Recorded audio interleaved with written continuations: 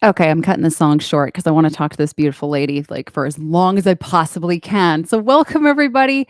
Another show, another day, another show. I love doing this show. I was just talking to Ashley in the Wings, who is my guest today, about how, as a mama with two under 3 years old, you don't really go out and do anything or see people ever.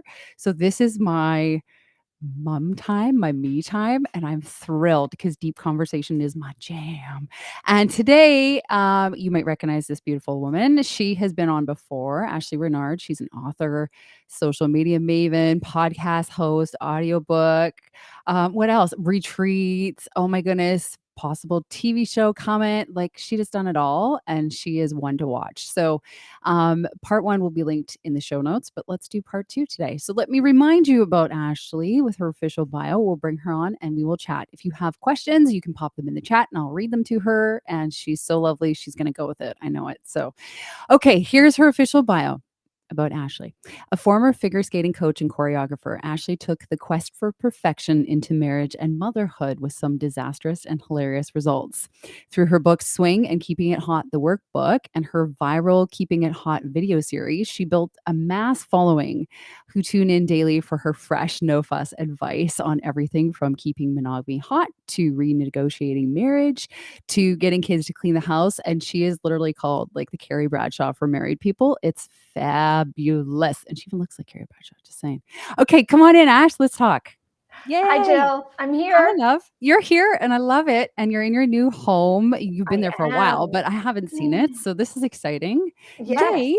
I've been here Uh, for 5 months, I five can't months believe in that. this new home. And I it's a can't bit of believe a that. construction zone right now, but Is it? it's You're good. renovating? Yeah, you are. Yes, I really Excellent. am.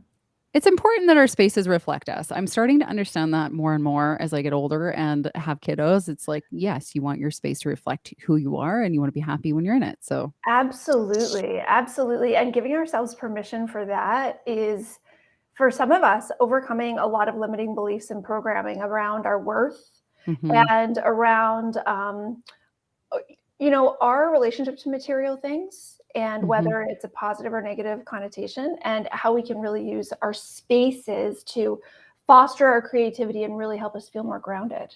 Mhm, mhm. See, this is like one of the many reasons I love you because you have talked a lot. You're very open about your story about transitioning from figure skating to being an author and that jump, and but not settling for less in life. And that's kind of the takeaway that I get. Plus, we talked last time about owning your story. That was a big one. Yeah. So let's just remind our viewers here what happened in that transition, right? Right. Successful figure skater, successful Mhm. business in a short little blurb, what happened to be like, "No, I'm jumping into author. That's what I wanna do." Yeah. And then since we've spoken, I jumped out of my marriage too, my relationship of 21 years.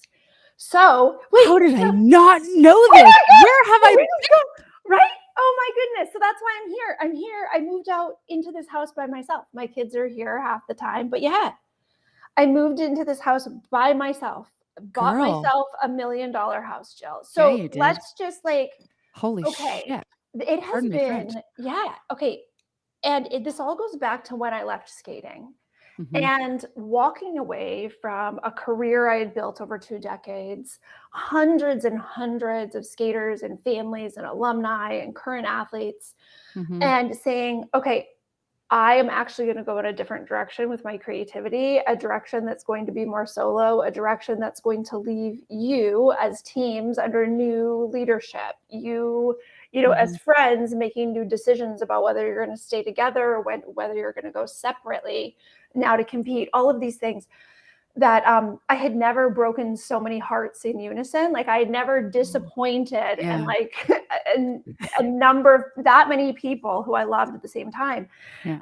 But I realized that for me to stay true to my integrity, and I really needed to go in a different direction. And I had this Mhm, feeling like I needed to be reaching more people, or I had the ability to help more people. And that even though I had 150 athletes on 10 teams every season, I was like, this is actually smaller than what I'm supposed to be doing. So when I mhm, walked away, I really plugged into what authenticity, what integrity feels like to me. And I vowed then to make those brave steps that, left a lot of people hanging.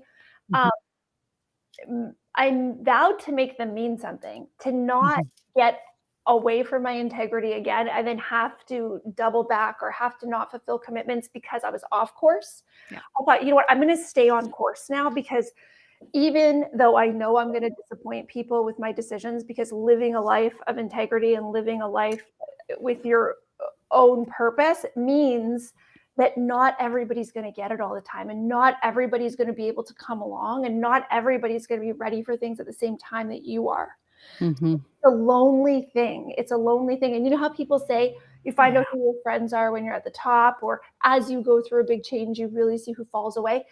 It's because we're not meant to be with everybody forever, and we grow at different rates.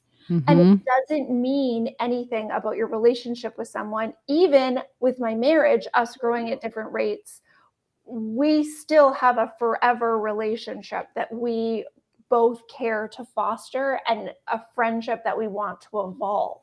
So when I left Mm. skating, I decided, okay, I'm going to stay true to my integrity, and I'm going to make new mistakes only. I wanted to get it on a t-shirt, Jill, new mistakes only. And one of the mistakes I wasn't going to make anymore was staying in situations or staying in relationships where it was a drain on my energy.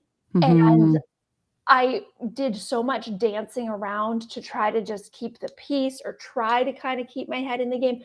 Yeah. We all know, and if anybody studied Gay Hendricks and zone of genius work, when we are doing the work we're most supposed to do, when we are vibing at our highest frequency, when we're plugged in and we are able to help a friend with like 2 sentences, when we're able to get down to our kids' level and like, disarm the tantrum because we are plugged in, we get more done and we make Mhm. more impact and we are energized by it and we're not as drained.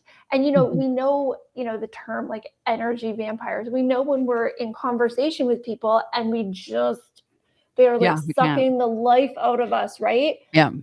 Mhm. And we know when we have that interaction with, even if it's like the cashier at the grocery store or the person at the post office or like somebody who's just consistently adding to your daily experience, like, Yep. like Yep. really like Yep. helping you vibe up, like being like, whoa, Yep. whoa, whoa, no, no, like I feel a little brighter. I feel a little bit more like myself. I've dropped a little bullshit, right? And it's like, Yes.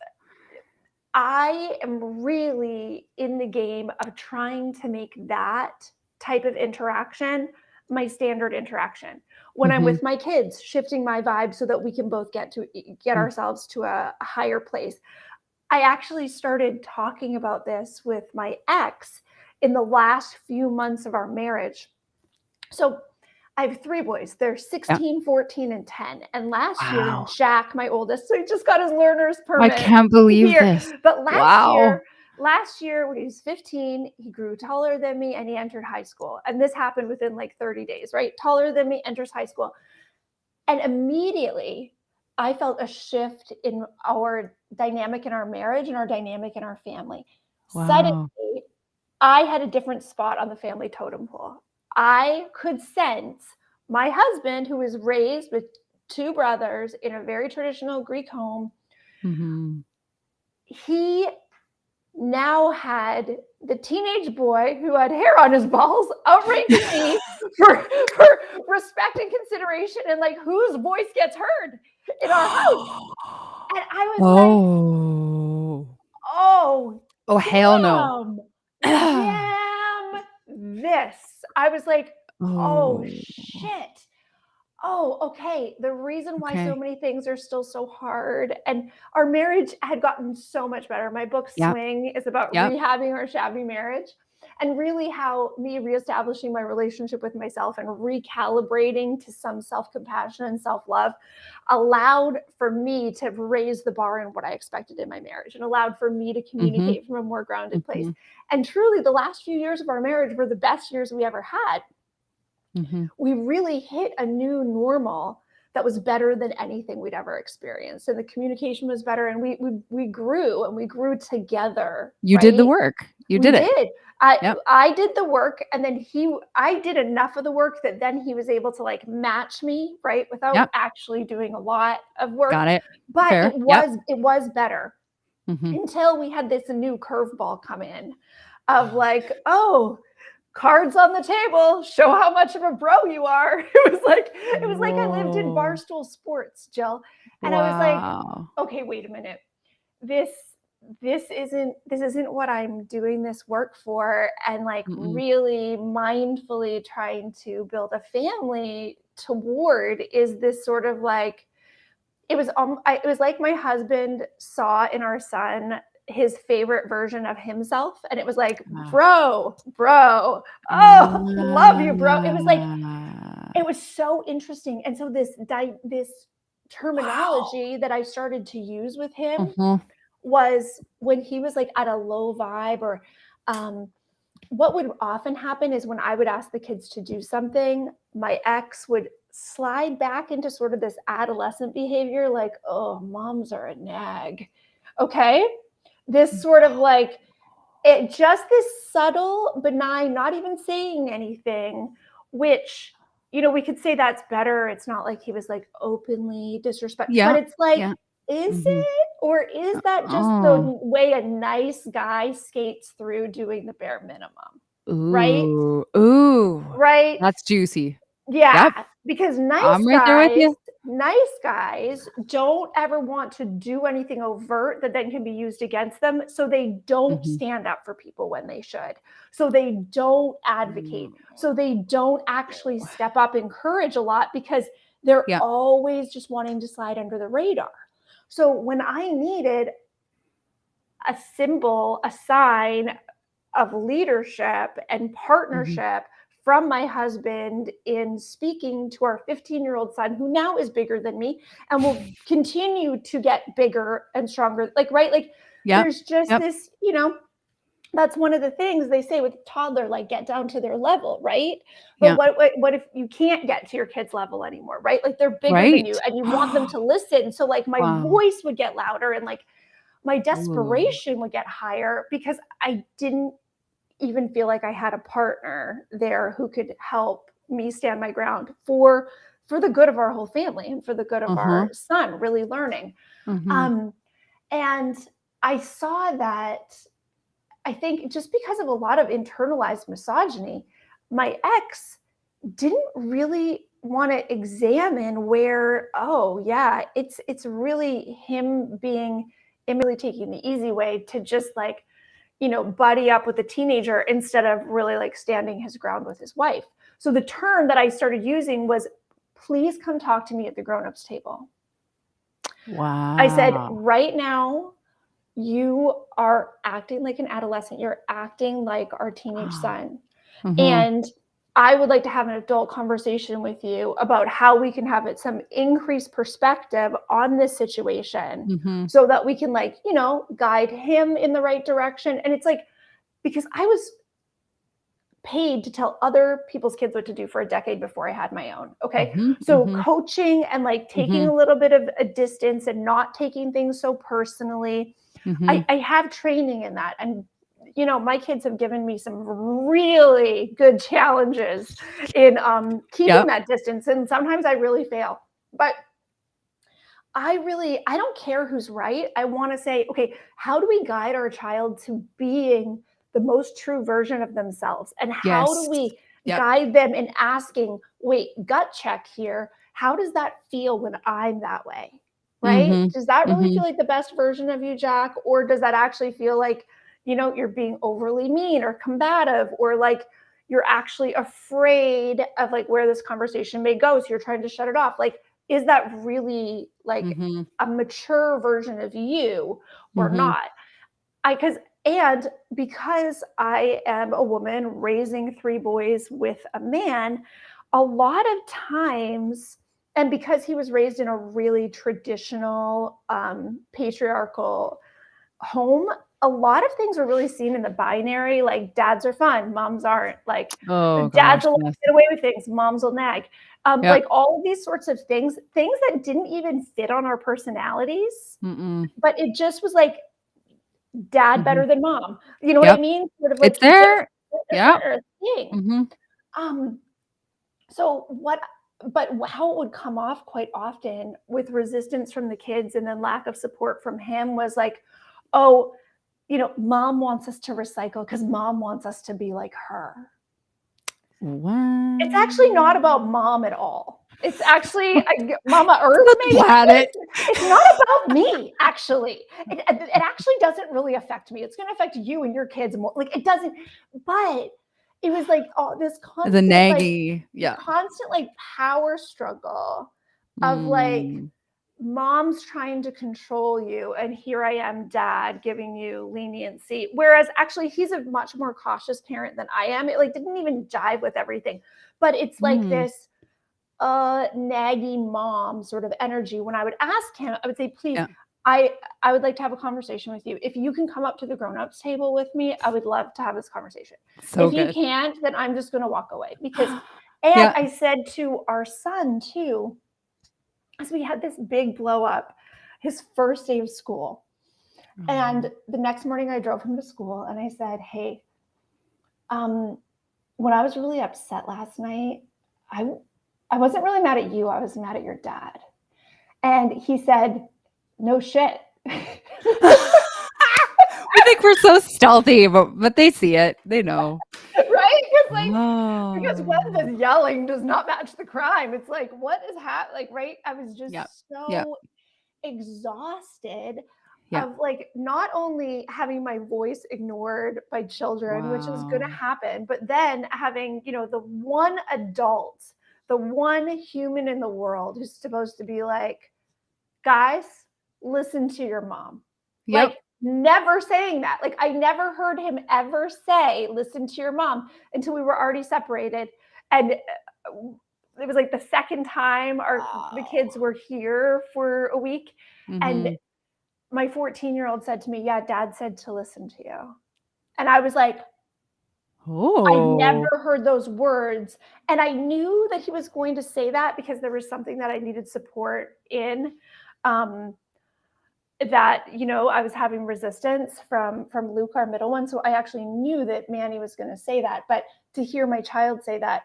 So what this all relates to is the way, Jill, we can talk ourselves out of wanting what we really want, and the way we can talk ourselves into watering down our vision and watering down our goals and stretching out our timelines and dialing down our desires and saying, maybe I don't need that this lifetime. Maybe that dream I have is like, pipe dream, or maybe it's going to cause like stress for my family, or maybe I'm not really that good. The reason that we want the things we want is because they're meant for us. Nice. They really I believe are. that too. Your dreams that you have, Jill, are because they are for you in this lifetime. My dreams for me are because those are for me in this lifetime, right? Yeah. I love music. I never wanted to be a singer or a songwriter, right? Yeah. Right? Like, we don't have the same things. But it's really easy, especially, if you grow up with people who kind of like push down your dreams or want you to be more practical. Yep. Oh yeah. Yeah. Every parent out there, pretty much. Everybody in the Midwest, for sure. Yeah, right? What are you going to do for a real job, though? Right? And my mom was like, we don't live in Toronto, Ashleigh. Because I grew up in Manitoba. She's like, we don't live in Toronto. Like, don't live in Toronto. No, we live in Burden. Sorry. Right, we live in Burden.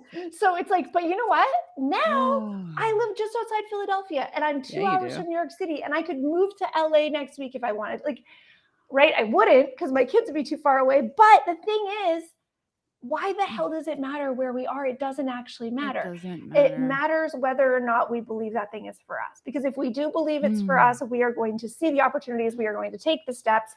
We are going to push through the fear. We are going to stand our ground, right? We're going to stand our ground, and we're going to magnetize people to us who will help us stand our ground. Because that is what I really realized in my marriage, is that for partnership.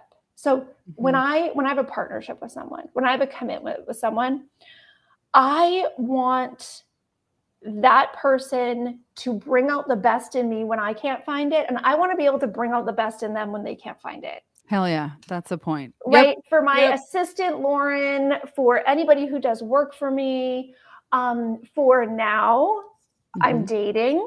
I moved out in March. I started dating in the summer, and I met someone in July who I've been with for like a month and a half, almost 2 months now. Wow. And that has been such an interesting process I bet. because allowing myself to actually be cared for is so terrifying. Like my Wow. anxiety has me scanning the room for problems always. Like, Mm. oh, maybe that means he doesn't like me, and he's like, you know what I mean? It's like I do. scanning constantly for, is he not really going to treat me well? Or the other part of it that's so scary is, or is he actually the one, and I'm never going to be able to experience this again, or not going to have, like, it's like, am I Yeah. going to have to date again, or am I never going to be able to date again? It's like both are Yeah. terrifying. Both are terrifying. Yep. Both are terrifying. So it's Yep. like, and allowing myself to feel into that and feel into, like, if you look at your phone and they haven't texted yet, it's like, oh my God, that, like, let me savor that feeling of there being that anticipation, of there being like that bit of tension, because when you're with someone Mhm. for 5 years or 10 years or 20 years, like you don't get that anymore, right? You're so Mm-mm. familiar with them being there that Mhm. you don't Mhm. have that bit of The stretch and butterfly. tension. Yeah. Yeah, yeah. Right? The Mhm. butterflies or the anxiety, because it's sort of the same. It's like, Mhm. what are you gonna call it? What are you gonna call it, right? And um, so that has been really interesting. But what I really have been thinking about is, okay, the friends who I have who really, I feel lighter and more energized, and I feel more like myself, and they Mhm. remind me of who I am. Those people all have like this, even though they have different personalities, I have this same feeling when I'm with them, right? Like I feel more alive. Mhm.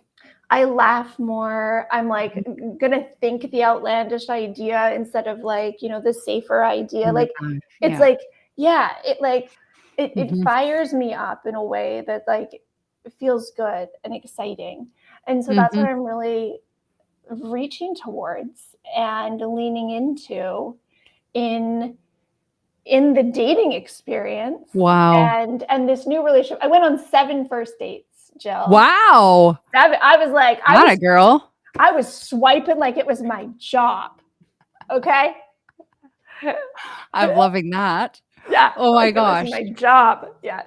But It I you don't want to know? Yeah. stay, but I don't want to stay in that space. When I was in it, I was like, No. "Oh my gosh, this is really intense, and it's exciting to be like chatting with so many different people and like kind of just trying to figure out, is there a connection here or not?"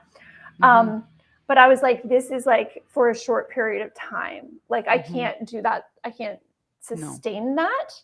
Mhm. Um, yeah, so it was nice meeting Whoa. someone and connecting with them, and then really wanting to be around them like almost every day. So I was like, oh, I don't really have time to date other people because, Nice. yeah. Nice. Nice. You hit on so many voice things. I'm just gonna nerd out for a minute that your voice was showing you, whether you consciously knew it or not, that you weren't being heard the way you wanted to be heard in your house, right? I'm so excited for you on this other side. Have you and maybe you haven't looked at this, but have you noticed anything different about your voice now that you made that choice to leave your marriage? Yeah. Yeah, yeah, walk me Yeah. through that a little bit. Mhm. Okay, so it's been a journey, and it continues to be a journey because it was just 6 months ago that I moved out. Mhm. And I had this platform. I have this platform. I have this audience Yeah, who comes to me for advice on marriage and, right. mindful communication, intentional partnership, keeping things exciting and hot. Mhm. And I first felt a lot of guilt, like mine was going to be the voice that like launched 1,000 divorces, and Oh, yes. Mhm. because a lot of people found a lot of hope in my book Swing, and Mhm. I was like, oh, I feel really bad letting them down. That like I couldn't make it work. I Mhm. couldn't continue to make it work. Like we got to Mhm. another place where we had Mhm. to make a marriage renovation, and like we couldn't work through it Couldn't do it. Yeah. you know and I think of like relationships are like a house, right? if Mhm. the if the family is going to grow, if the relationship's going to grow, there's going to be a time where like we need to take that wall down, because we're going to be using this space, we're going to be using Mhm. this relationship for different things in our lives, and we need to Mhm. create space for that together, and we need to negotiate. Are we taking the whole wall down, or are we just taking half? Like, what needs to be opened here? What needs to be Mhm. expanded? What needs to be grown? What needs to just get the hell out? What do we just need to rip out and be like, we always did it this way, but we're not Mhm. doing it this way anymore? Like, it has to continue to grow so that your Yeah. dreams and their dreams and the person you've become and the person they're becoming all get to fit. Yeah. So it has to continue to grow. And so I think mismatched growth mindset will kill a relationship Yeah. faster than anything else, including our, Mhm. our venture into non-monogamy, right? That Mhm. wasn't Mhm. what ended things. It was the fact that we couldn't continue to grow together, and we couldn't say, oh, this is how we're going Wow. to parent teenagers together. Oh, this Mhm. is how we're going to make decisions about where we live together. I Mhm. really wanted to move. We lived on a very busy street. I wanted more privacy. And Mhm. not all of us had our own bedrooms. Our littlest one still shared a bedroom with us. And he's 10, but he's very cuddly, very, very, and like, to have my youngest child is kind of my most childish child, just really a Yeah. gift because it extends the parenting in a very big Yeah. way. My oldest Yeah. is the most independent, and my youngest acts the youngest. So Yeah. it's like, it's like this, we're all stretched out. Yeah. And we get the challenges and the gifts on both sides. But my ex didn't want to move. He did not want to move. And that's just one of the Oh. things that, like, Mm. he wants everything to stay the same always. And I am Growth. fed off You are. novelty. And Yeah. so I always would do very big things in my career. And then I would come back and I'd be like, listen, let me tell you about life on the outside. Like, let me tell you. Yeah. Okay. Yeah. Yeah. So it was, That's hard. and it, so he never could fully see what I was doing out in the world. Mhm. Mhm. And so the more successful I have become, the more unseen I got to experience Wow. being, which was How so, strange for you because you're so seen on the social media side of things and so so not then, seen in your and house. I've had a lot of gaslighting, like, in my family growing up. And I was like, Mhm. what is even real? So, like, Yeah. calibrating to, like, how do I see me, right? Mm. Because I have this very public persona, and I have all these people who feel like they know me because through my story, they've had an experience of Mhm. healing or self-awareness or relationships expanding or changing. And Mhm. really, they just put their own experience on top of my story. Like, if they were to tell you Yep. my story, it would probably sound very little like my story, because it's just like the parts that are going to light up for people are the parts that they need to hear because it's a reflection of what's going on in them, right? Love that. So I have a lot of people who Love feel like that. they know me and feel like my story really helped them, because it Mhm. did, but I don't really know them, right? And then Mhm. I have, my kids who, like, my 10-year-old the other day is like, "Oh, I always forget that you're an author." What? Yeah, What? like, because I'm just his mom, right? And he, Oh, like, yeah, I guess. Yeah, yeah, yeah. right? Yeah. Like, yeah, I'm Yeah, just he's his little. mom. Yeah, He, yeah, yeah. yeah, he's just like, "Oh," because someone's You're like, "What just do you mom. do? What do you do?" And I was like, "I Yeah. write sexy self-help books." And he's like, "I always forget that you're an author." You know, um, he just, I don't know, because we're all so self-focused, and that's Yeah. okay. That's the way we're supposed to be. We're each the main character in our own movie, okay? Yep, yep. But so we need to decide what role we're going to cast ourselves in. Mhm. Mhm. Was I going to continue to cast myself in the underappreciated, never really seen, married, the football player, Wow. Greek jock guy, and, like, Mm, he's the one who's excuse me, there we go, throat chakra. He's the excellent. one who's celebrated in Yep. his family, and I am just, like, basically his tag along, right? Like, no Wow. talk of my career at family gatherings, nothing. It was like it didn't even wasn't even happening. So then to ask myself, okay, Wow. in some situations, if nobody's talking about your career at family gatherings, that might be a relief for some reason, Right? right? Because, Yep. like, Yep. maybe you're like, the fact that nobody brings it up is like, oh my god, that's so, it's all neutral. It's Yeah. how it makes us feel. Like, the Yeah. actual circumstances are neutral. Mhm. I had to figure out, wait a minute, I want my kids to be able to celebrate the people they love. And one of my favorite things and one of my fucking superpowers is celebrating the people I love and seeing Nice. the gifts and seeing the things that people are better at than 99% of other humans. I'm just like, well, here's what you're good at. And they're like, oh my God, can I keep this? I'm like, well, they're yours. Yeah. Yeah, of course. Yeah, They're all of course. yours. Right? Yeah. But never, ever, ever did I have the experience of someone doing that for me in front of my kids. Wow. And I got to a point where I was like, yeah, I feel really sad that I don't feel known by my kids because I want them to know themselves. And I want them to see the differences between their dad and me. And I want them to see the differences between them and their brothers. And I want them to see that we are all so fundamentally different in the way we see the world. And we're also fundamentally the same in what we really want out of the world, right? Like we want to just feel that we're safe and lovable and worthy, period. Right? And we want to be able to trust ourselves, and we want to, like, you know, move through the world without second guessing. And then we want to be secure enough that when people give us feedback, we are able to respond to that. But like, there were so many of these things that like I wasn't able to demonstrate to them in partnership. In my most cherished, most intimate partnership, I couldn't demonstrate any of that to them. And I really think that's one of the places, like in a family, ideally, is like, it's like your nest. It's like your safe place that you can launch from. Like, that's what I really want. Yes. My home and my arms and my, you know, ears to be for my kids is that's the place where I always remember who I am. And I remember the good things about myself. And I pick myself back up and I go, okay, how am I going to move forward?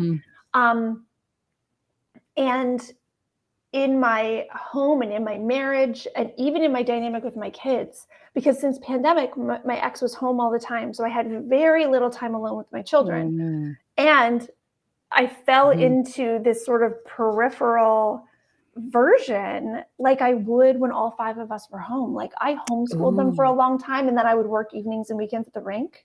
Yeah. So there would be this way I was with them when it was just me and them.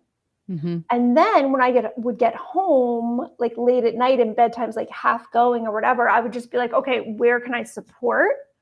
Or on the weekends, I would be working. So even when they would go to like family parties or birthday parties, when I was able to come, I would be like, all right, how do you guys do things this way? Like I was really on like the sidelines because I am a team player to the end. Like I don't need the credit.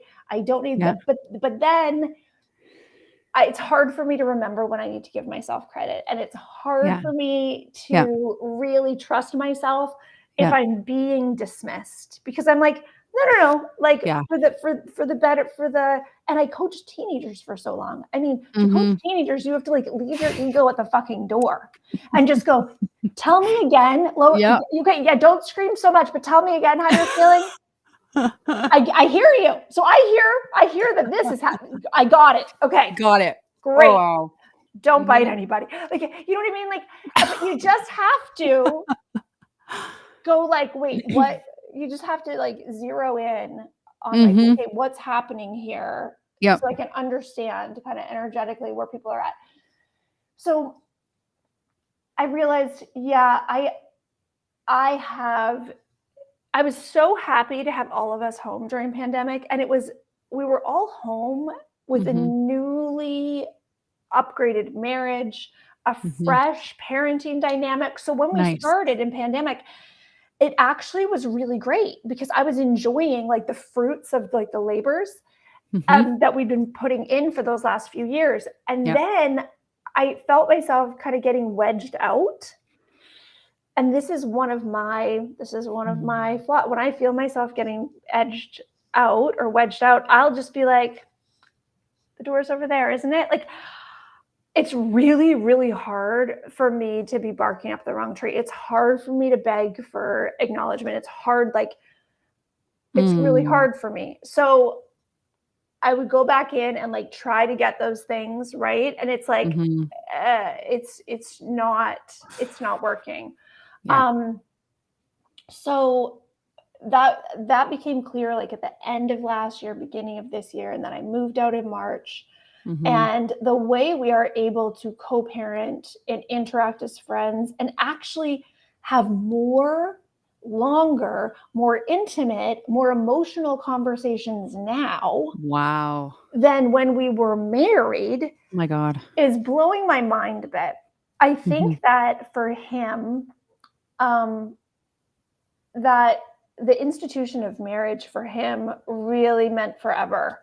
And it really meant for him that we're going to stay together forever. And that was like, he would hold that here. And then he would hold on there because I'm a nice guy because I do this and I've never done that and this. Like he would have like a few things that he would hang on those hooks. Yeah. And he would be like, I'm a good husband. Check. I'm a good dad. Check. Like it was more like, I'm a good guy. Yeah. That's more what it was. It was more like, I'm pretty good looking. I'm nice to people. I never say anything mean to her or anybody else. And I ran a 4.40 in high school. Rang the bell. There we go. Yeah. I should never be asked to do anything. Don't I'm have great. to try anymore. I'm good. I'm athletic. Yeah. You know. Yeah. I'm successful enough because I mean he's a stock trader, and I mean during the Trump years, like a monkey could make, you know, tens of thousands of dollars a day, right? It's like amazing. Right? So he's like, I'm a successful trader, and it's like, yeah, I was writing checks to like the Democratic National Committee like as fast as, and like I'm on Stacey Abrams' Christmas card list because like he's making money, and I'm just like donations, like. Yeah, it's just energy flowing. Yes. But oh my God, amazing. But he had, I am already good, all these like hooks, like things hung on those hooks. And I would say, things are not good enough for me because of this and this and this. And these things are important to me. And he would look at them and he would be like, yeah, they're not on my important board.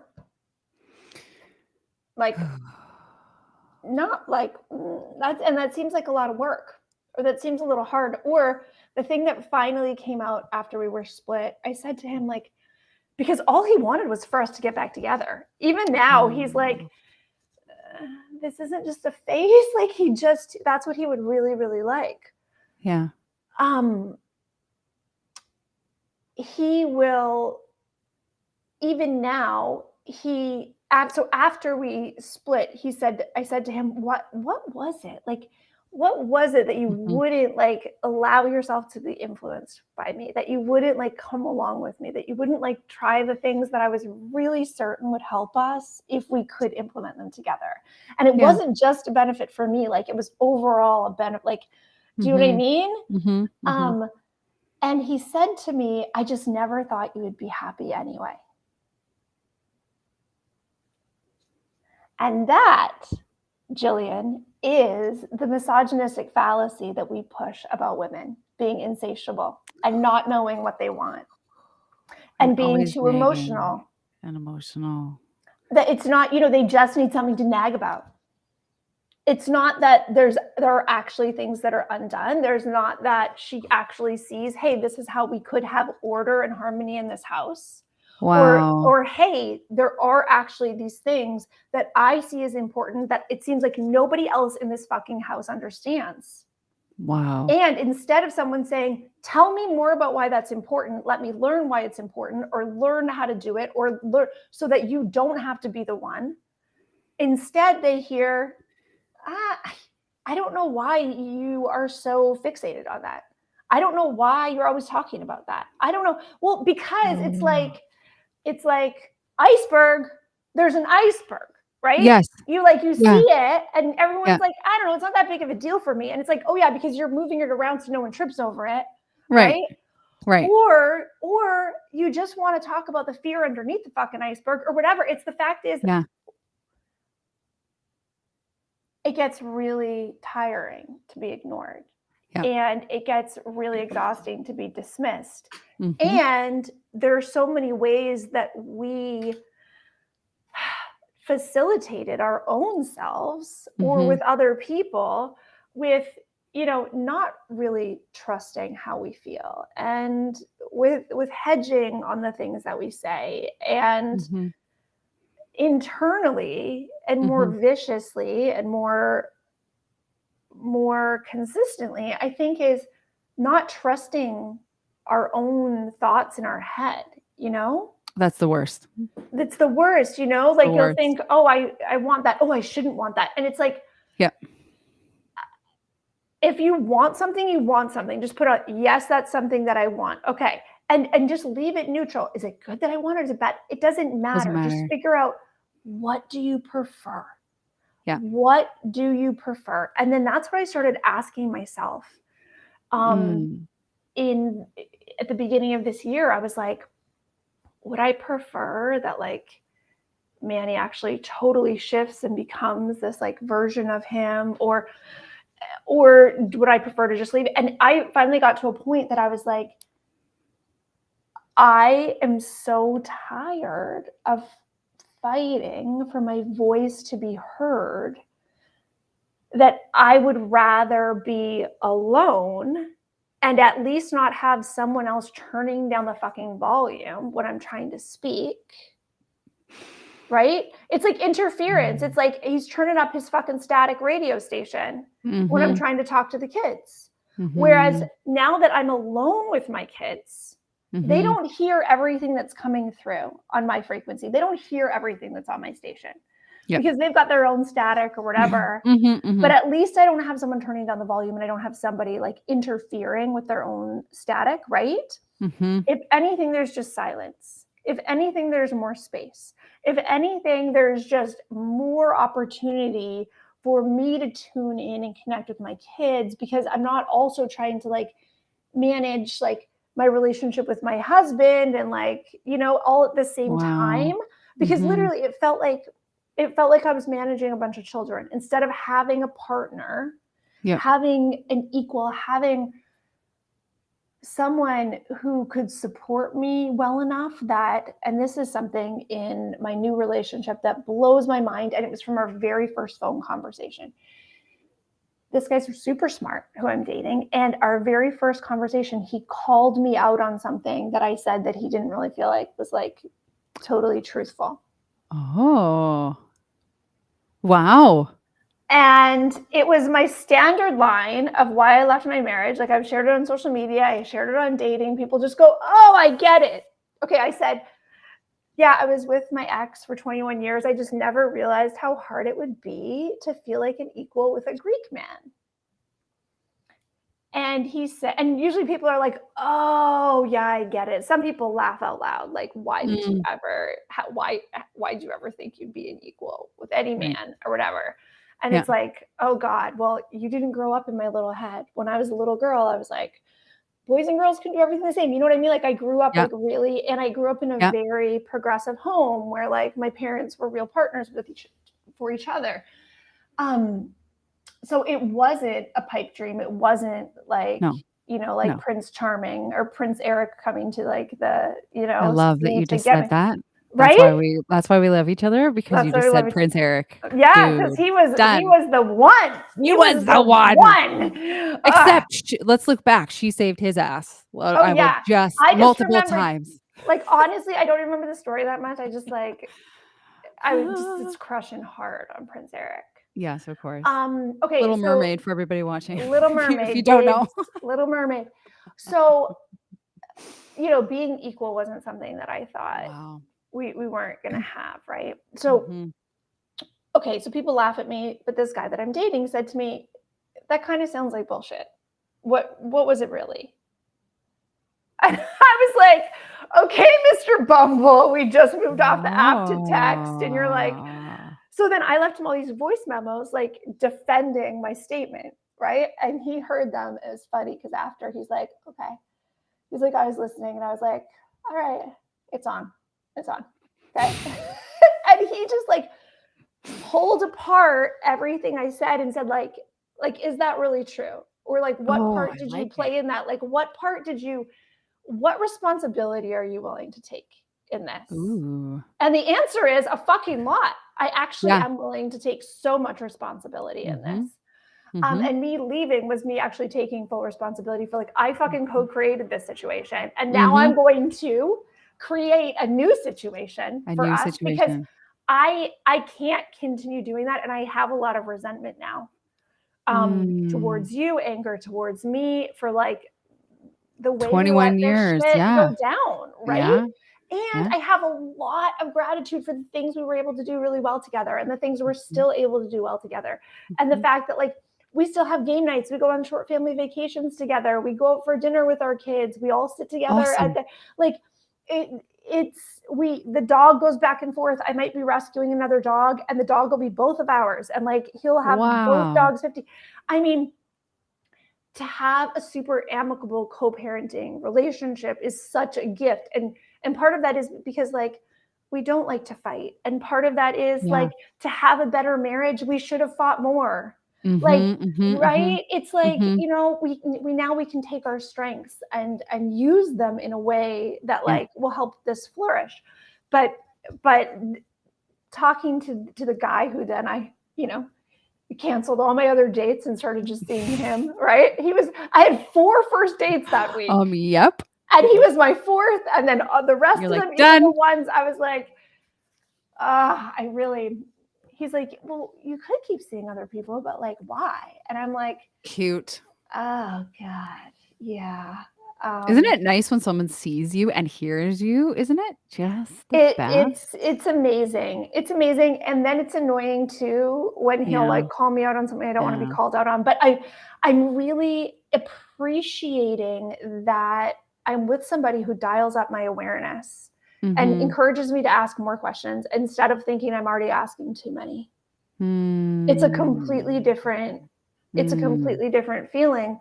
And someone who has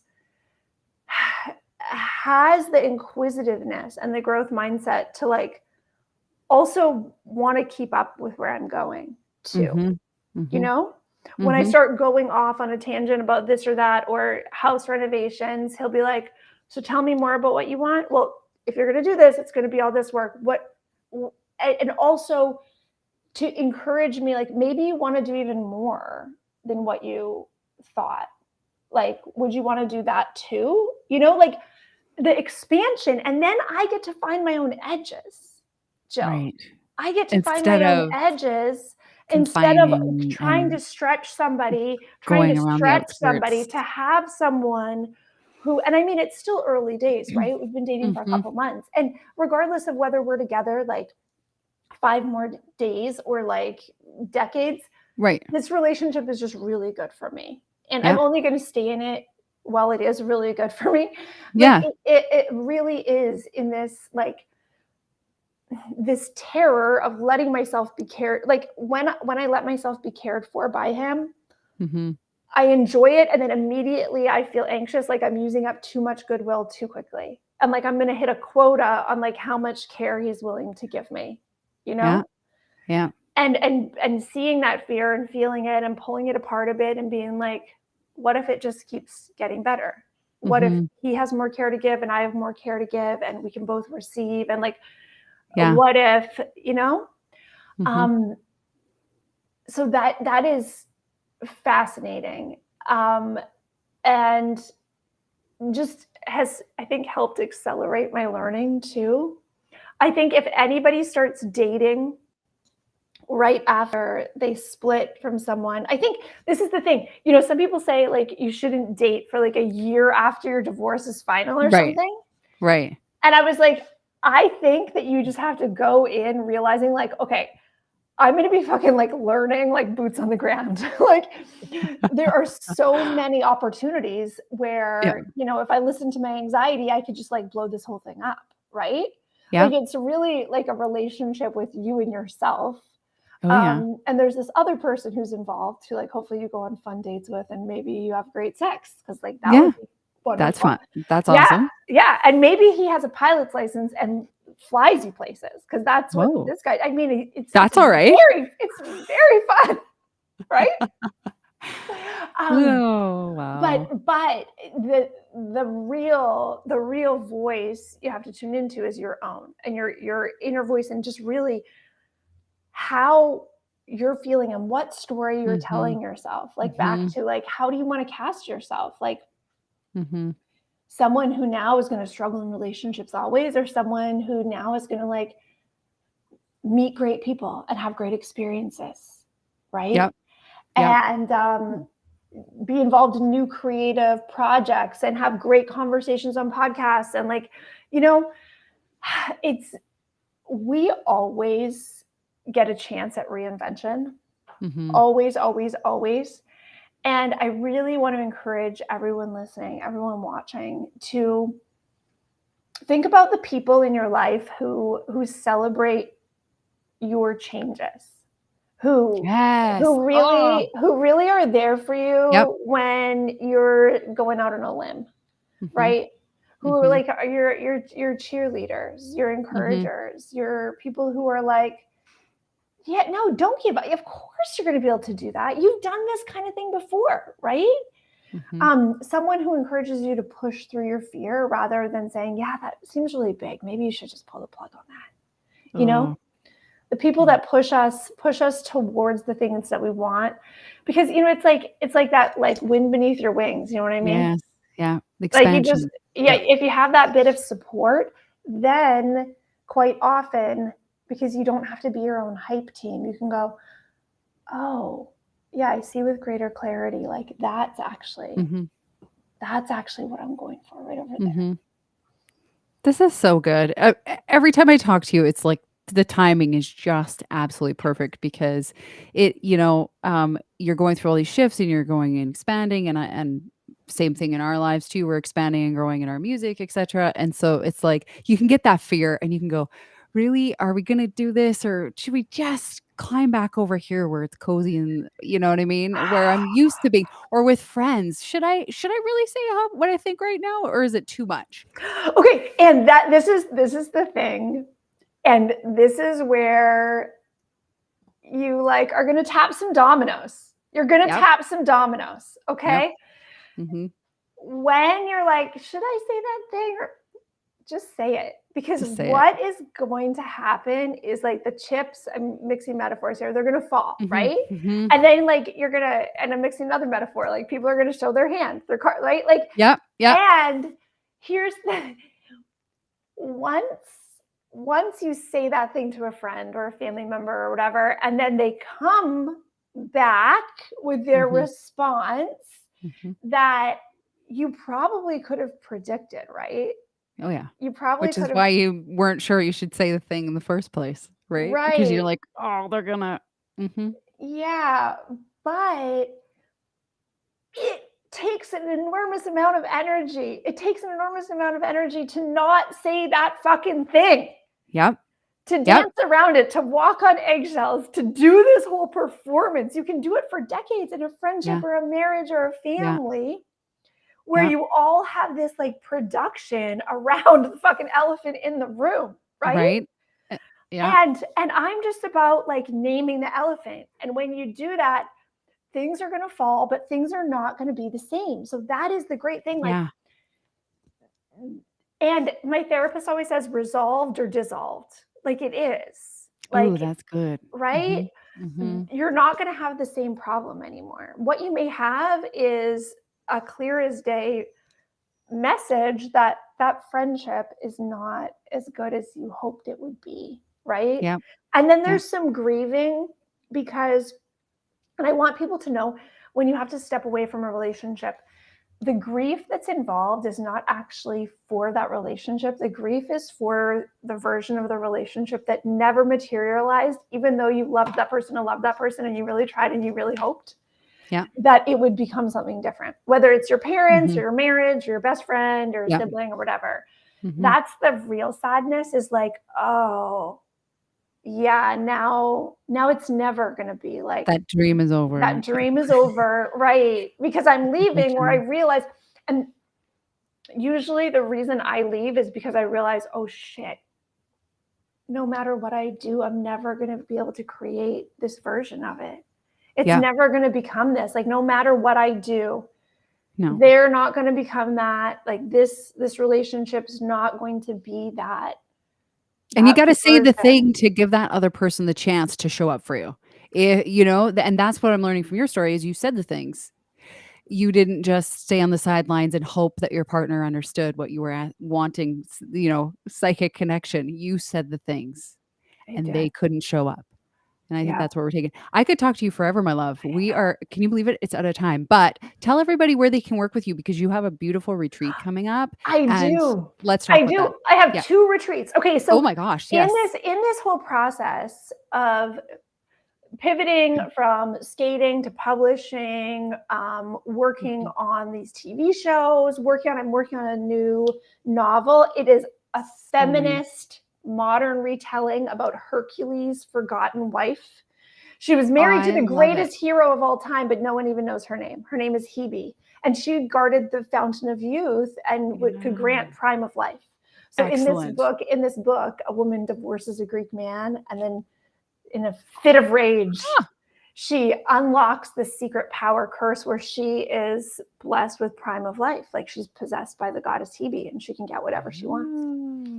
Oh. And sort of the primal fears, it's called prime, the primal fears that come in. It's like, if I get whatever I want, what's going to stop me from being a monster? Like, can I trust Yeah. myself that Oh. the things that I want are going to be good things for myself We're and we're other gonna need a people? round 3 because that is I some know. juicy shit It's going to be that so I fun. love it. I Okay, love it. and Okay. so throughout this, I've been writing the books and I've been coaching authors and other business owners and women on Mhm. how to get clearer on their purpose, how to get clearer on what they really want, like their purpose, Mhm. their preferences, like really Mhm. to then line up with the dream life that is theirs, because all of us Yeah. are going to have different versions of that, right? And to Mhm, really get mhm. clear on what it is they want. And then, like I said, one of my greatest superpowers is seeing in other people what really makes them shine. And I mean, yeah, I was a choreographer for a long time. I had to, like, pull it out Yeah. of kids. Like, this is how you're going to look great. This is what we lead with. So I'm having here at my new house, beautiful new house. It's Beautiful. renovation mode. Um, October 20th to 22nd, 3-day retreat here, and then in a couple weeks after that, we're having the same event out in LA, in Santa Barbara, actually, November 1st to 3rd. So if you go to Ashleigh Renard on Instagram, you can Okay. see all of that. We just have small groups. We have like 12 women coming to the Love retreat it. at my house so far. So it's going Love to be it. a lot of personalized attention. And I'm co-leading it with my friend Taktis, who's an amazing coach, and her energy and my energy together, like, it's so So good. amazing. Yes. She looks phenomenal. I get vibes from people's photos and I was like, "I love her." Like, I Oh, already know I love her. yeah, yeah. And when you meet So her in person, she's magnetic. She's girl, incredible. well, it makes sense that you attracted someone that's magnetic because I often think of your story and it inspires me that huge career transition Thank at you. 39. I'm 30. I just turned 42 and I'm like, if Ashley can do it, I can do it. Frick yeah. So we're doing it. We're So doing it, thank you Jill. for being you in this world. Thank you for owning your story and sharing that story. Thank you for taking the big leaps that are hard. But we know those nudges don't go away. Our heart doesn't just stop saying, hey, I don't like being treated like this, or I don't like acting like this, or I don't like this situation. It doesn't stop saying it. You can have that little dig in your heart the whole time, or you can have the thing, like the big leap that makes you breathless, right? Like, both, Yeah. your heart's going to get like tight, but then Yeah. it's going to be, new experiences. I would rather have Yeah. my heart hurt in new ways Mhm. than old ways. Oh, girl. That reminds me of my favorite quote in the whole world, and I maybe said it last time too, but I'll say it again. And the day came when the risk it took to remain a bud was greater than the risk it took to blossom or bloom. Either way, damn good analogy. It's damn good. Damn good. Okay, we're gonna close the show out together because it's 1:04. Well, not where you are. Where I am. We're out of time. So you're beautiful. Thank you for being here. And let's do round 3 real soon. Let's do it. Thank you, Uh, Jill. all right, love. Thank you. Bye, everybody. Thanks for joining us, and we'll catch you soon.